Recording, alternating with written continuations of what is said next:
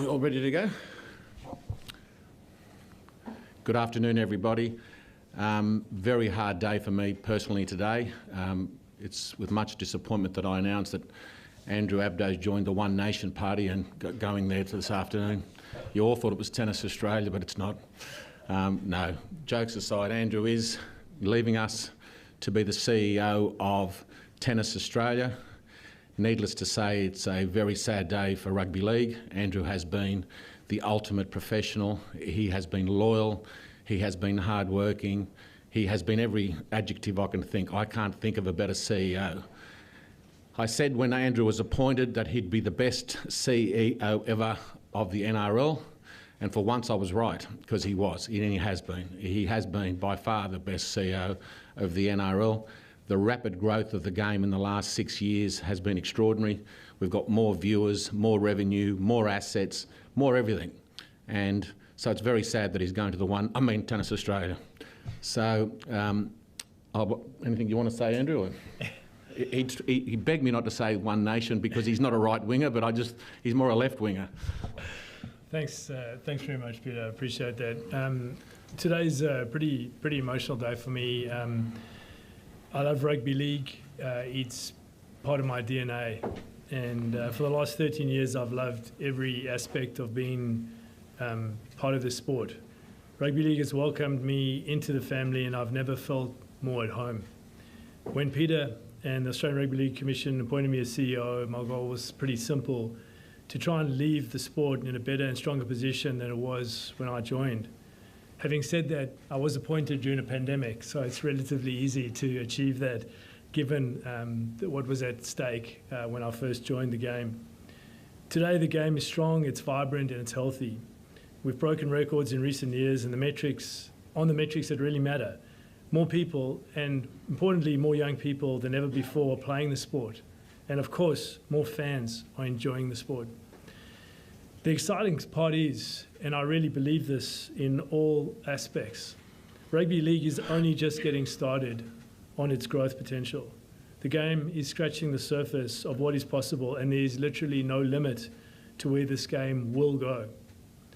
And I will be cheering from the side. I would like to thank the fans and the rugby league community for taking me in, making my family and I feel truly Australian. The players are amazing athletes. The clubs, the state leagues, and all the relationships I've formed with many of you, the partners in the game, the incredible hardworking team at the NRL, my colleagues and my friends. I'd like to thank the Australian Rugby League Commission for their strong leadership and for backing me, especially Peter, the chairman. Peter and I have been through so much together, and we've formed a deep bond and a deep trust. And that loyalty has given me the ability to work with an amazing group of people, none more so than Peter as the leader, to do wonderful things together. Defying the impossible during COVID, Vegas, international expansion, the growth of the women's game, and more recently, the exciting growth into the Pacific, which I believe will be an unbelievable opportunity for not only Australians, but the people all around New Zealand, Papua New Guinea, Fiji, Tonga, and Samoa. These are incredibly exciting times for the game, and Peter has been a strong chair, a visionary and passionate in putting the game and the fans first. He is a leader with a big heart for the game, and he has taught me a great deal over my period. Finally, I'd like to acknowledge and thank my family, my wife Anna, my 2 children. There have been many sacrifices I've had to make along this journey, but they have been there for me, and they have inspired and supported me every step of the way. And I can't wait to go home tonight and be with Anna, Anthony and Megan. Thank you. I also take the opportunity to apologise to every journalist that rang me today. You can all hate me equally because I didn't return anyone's calls. So I do apologise for that, but you would understand it's a delicate situation. Andrew had to naturally advise Tennis Australia. We weren't making the announcement till either tomorrow or Wednesday. That was optimistical, considering that there's never a secret in rugby league, but it has stayed a secret for at least a week. That's one good thing. We'll take any questions that you may have. Firstly, congratulations, Andrew. Assuming it's effective immediately, game, set, match, what prompted it for you? Like you said, you're only scratching the surface with rugby league on the rise. Why now? Why was it the right time to leave? Very good, Mike. Thank you. So it's not immediate. I've been in discussions with Peter, so I'll be continuing as NRL CEO until the 15th of July. There's plenty of work to do, and I'm 100% committed to doing it. I'm a professional, and as I said, I love this game, and I'll be working with Peter on many of the exciting projects that we have. And obviously, there's an opportunity for Peter to make comment to that as well. But for the next couple of weeks, my focus will be, as it's always been, and that is on the future of rugby league, making this game as strong as possible. Interim CEO now? What's going on? No, Andrew will be here till the 15th of July. After that, yes, I will be taking on executive duties until a replacement is found. I've taken 4 months long service leave from my current role at Racing New South Wales to take this on. It's in a very important time for rugby league. We've got the biggest deal we'll ever do in the broadcast deal. So Andrew normally works 18 hours a day. Until the 15th of July, it'll be 20 hours a day.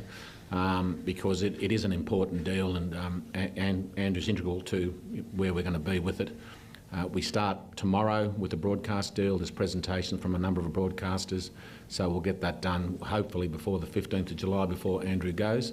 But after that, we still have a lot of challenges. We're looking at, you all know about Super League, global round. You know, we've still got Vegas, still got the expansion of the PNG, which I think is very exciting. Then you've got the Bears coming in next year.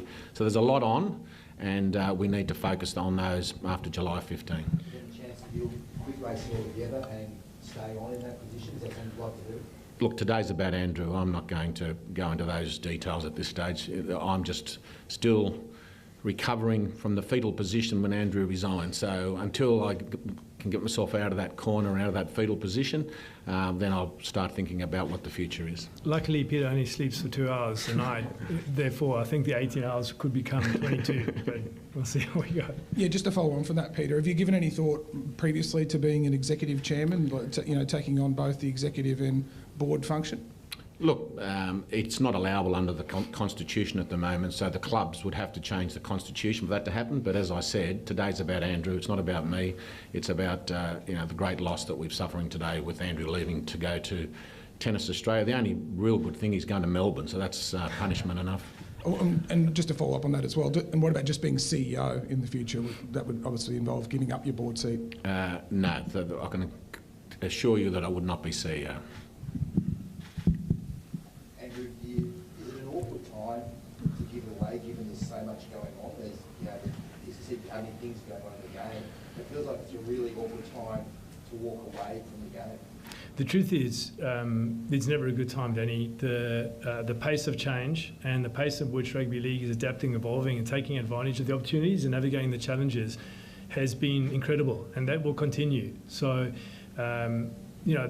opportunities in sport come around rarely. There was a moment where this opportunity presented itself, but I have, as I said earlier, this game has no limit to where it's going. I'll say that with absolute confidence, and this is an exciting time for the game and an opportunity for someone else to take that mantle and take the game forward. So I don't think this is an awkward time, because it's never a good time. There's plenty going on. And there is stability. Peter has been an outstanding chairman, and we're very fortunate that he's been able to take on the additional executive responsibilities during this period. So there's going to be an incredible amount of stability and continuity and IP maintained in the game. I should also point out that Andrew has kept me abreast of his situation with Tennis Australia from day one. That's the relationship he and I have. It's pure trust and loyalty. It was ironic because when the current CEO resigned, I said to Andrew, be prepared, you're going to get a phone call from Tennis Australia, because if they want the best CEO in Australia, that's you. And sure enough, they did contact him. And Andrew then made me aware that, as usual, I was right. So he and then naturally spoke to them. But look, it's a position that any sporting administrator would aspire to. It's an international competition.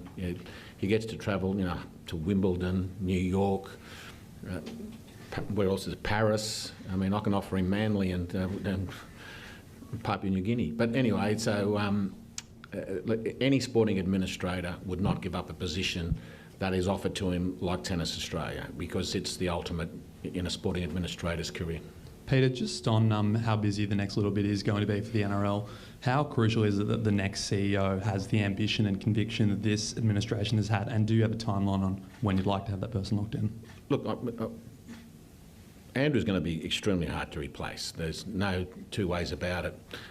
He's irreplaceable. I mean, his conscientiousness, his professionalism, his loyalty, his mass intelligence. It's not, we're going to need Superman and Jesus added together. I mean, that's the So it's going to be hard to replace him, but there's a cemetery full of people that thought they couldn't be replaced, including me. So we'll take our time. I'm not going to rush it because it's a crucial time for the game, and we want to make sure we get the right person in that position. Is the preference to get someone from NRL clubland, or as Tennis Australia get someone who's best suited from another way? We'll get the person that's best, that we believe has the ability to do the job. So it doesn't have to be within the NRL. As long as that person has the ability, the experience, that's what we'll be looking for, and intelligence. But there's a lot of other criteria which I won't go into today, but we'll take our time. I'm not going to rush it because it's a very, very important decision. We're at a crucial junction in the game with everything that's occurring, and we want to make sure that the next person is at least 80% as good as Andrew.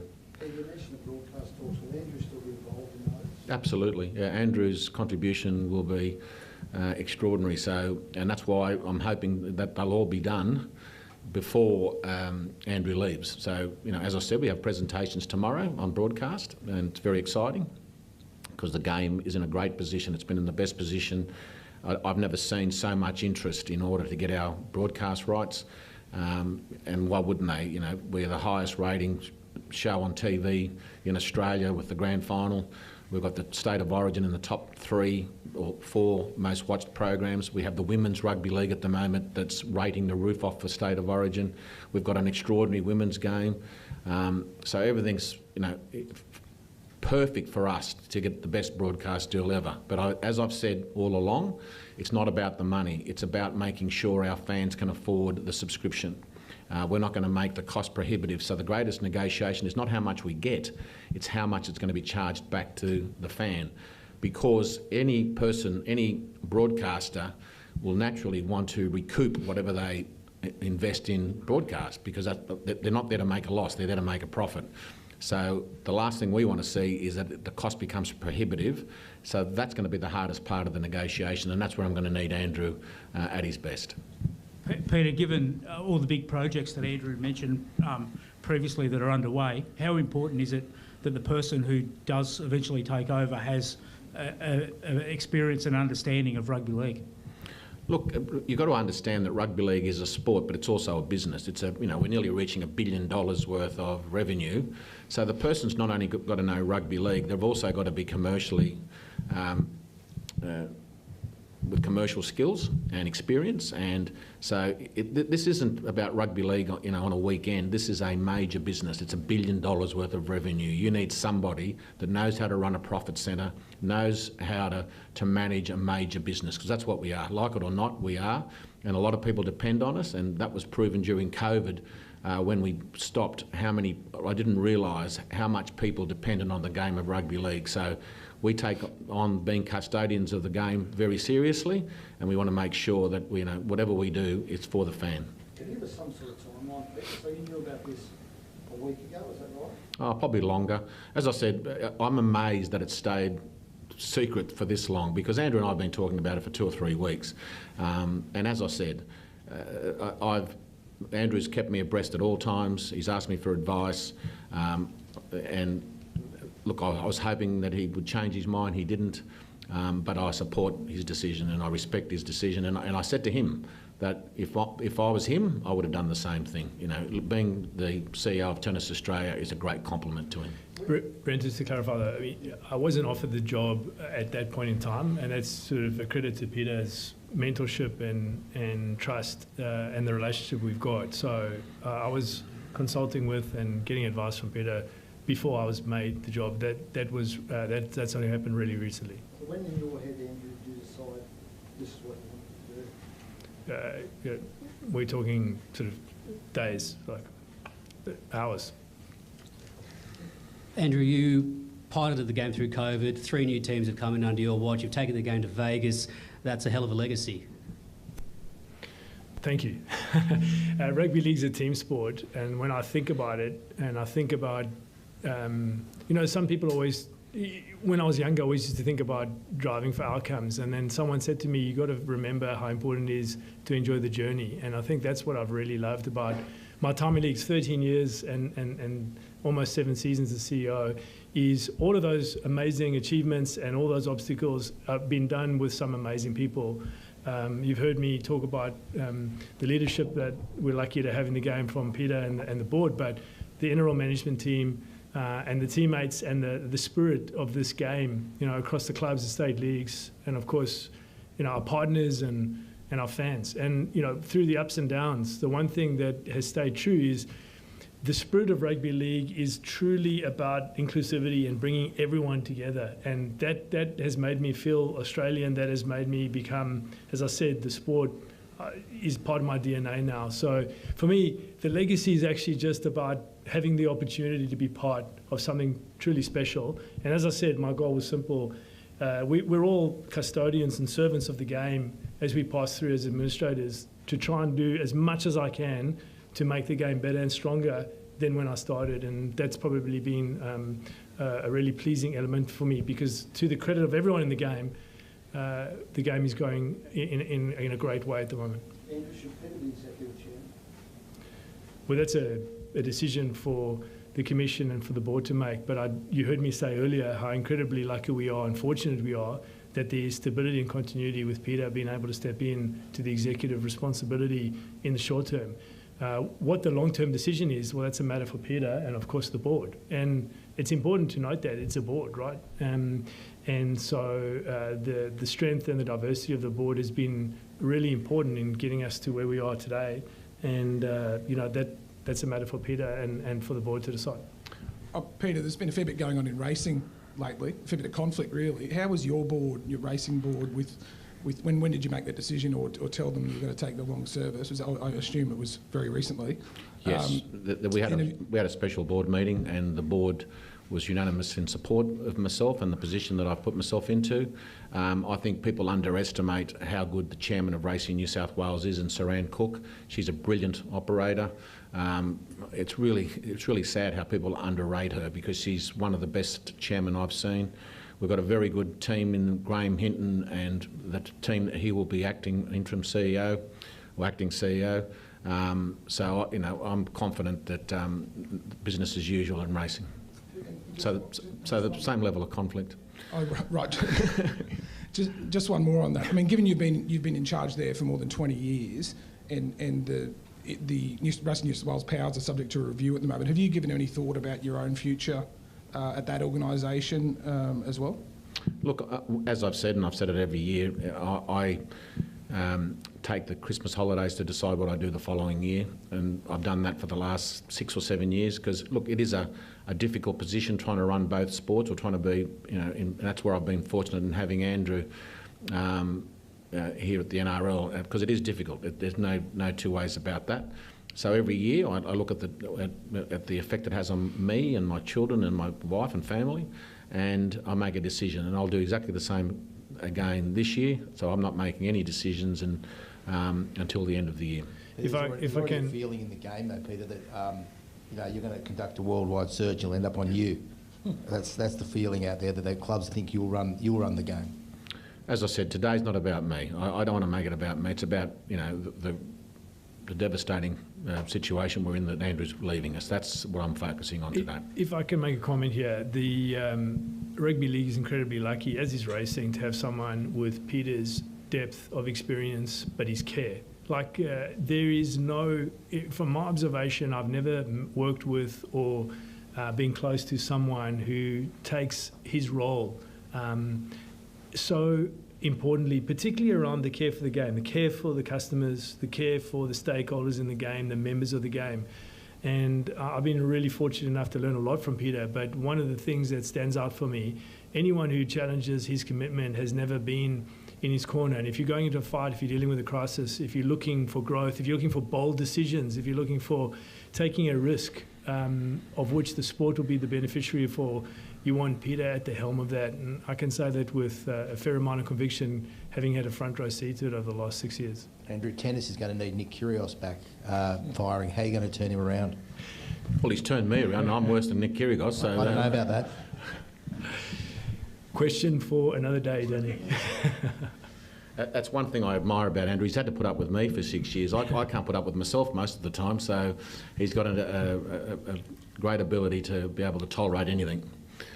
I must ask you about that, because Pete is a demanding guy, I imagine, to work for, Andrew. Like, and there's been talk about your relationship, that at times it's been strained and because of the demands. How do you sort of respond to that? No, our relationship has never been strained. I mean, I think we've worked incredibly well as a team together, and I think part of that goes like, there's strength in diversity. So we have different strengths, but a huge unlimited amount of respect and trust and loyalty. And so it's healthy in organisations for people to have different views, to debate them. But that debate happens in the boardroom. That debate happens between individuals for the betterment of the game. And once a decision is made, you go forward and you present that. And I've learned this from Peter. You present that because that is the decision that the board or the organisation has made. And that is something we've done incredibly well together. I'm really proud of that. And so an opportunity to work with someone who's pushed me and helped me develop and change my way of thinking has been a great opportunity for me as an individual and as a leader. I can say in the six years that Andrew's been South, the relationship's never been strained. If anything, it just grew stronger and stronger and stronger. I admire Andrew significantly, and one of the areas that I'm going to miss most is I regard him as a good friend, and that will be very sad. Andrew, what was it about the opportunity with Tennis Australia that won you over in the end? Oh, that's a good question. I think, having been in the game for 13 years and having, there are not many, I think I mentioned earlier, like in professional sport, there are not many opportunities to take leadership positions. This was an incredibly life-changing opportunity for me, leading rugby league through this period. This is an opportunity for me to now push myself and learn and grow and develop and challenge myself in a different environment, in a different sport. We've got to keep learning and keep growing. And this was a limited opportunity, a limited window, I should say, and one that held appeal for me. What would you say was the highlight so far? You've obviously done so much since you joined during COVID, but I'm assuming the highlight would be bringing the game to Vegas, but what would you say? That's a good question, and I've been asked that over the years. So I honestly can't pick a specific moment, because for me, May 28 and defying impossible and getting back on the field and giving people hope and showing that sport can get us through things like a global pandemic was pretty special. Seeing the women's game flourish. And being part of the foundations for what is to come in terms of the growth of the game in the Pacific and in Papua New Guinea, like these are just monumental achievements, and it's been an absolute thrill and privilege to be part of all of that. But maybe I'll just answer this. Sport is about two things, right? It's about grassroots connection and obviously the elite game. My kids have grown up playing league, and so one of the highlights for me has been hanging around on a Saturday morning watching them play league, and the smell of the barbecues and the parents and the feedback that I got from the fans, and just seeing them make friends and being part of the rugby league community at a grassroots level was pretty special. And then when we just had Magic Round last weekend, and walking around and just seeing how many happy fans there are that have travelled from all around Australia and the world to get together with their other mates and just enjoy rugby league at the elite level. Like that's what sport's about. So no particular defining moment, but just an opportunity to be part of something that brings people together and just gives people something to look forward to in a world where there's lots of negativity and lots of things wrong. It's just wonderful to be part of something that gives people a glue, brings them together. You mentioned how you reconsider everything at Christmas time. This now puts more pressure on you to remain and maybe take up even a bigger role in the game, doesn't it? Given that you just how glowingly spoken, Andrew. Look, as I said, today's about Andrew. I haven't really given it much thought at all. I'm going to wait. My focus at the moment is the broadcast rights. That's this is the biggest deal that the sport is ever going to do in its history. So I'm purely focused on that. I haven't given much thought about my own personal situation. I will in time, but at the moment I'm just focusing on what needs to be done. Thank you, everyone.